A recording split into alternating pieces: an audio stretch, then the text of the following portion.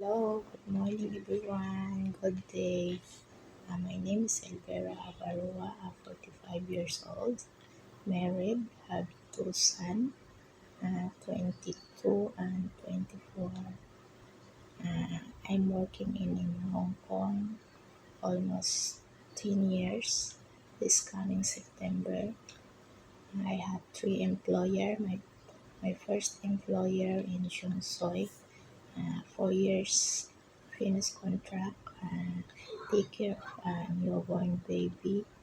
And my second employer in Mount Shan, 4 years also finish contract and take care of elderly, 86 years old and 82.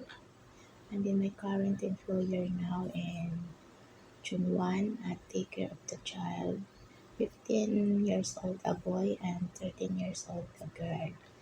My contract finished this coming September 18, my visa, but this can early release this coming August 30 like that. I hope I can find the right employer for me. That's all. Thank you.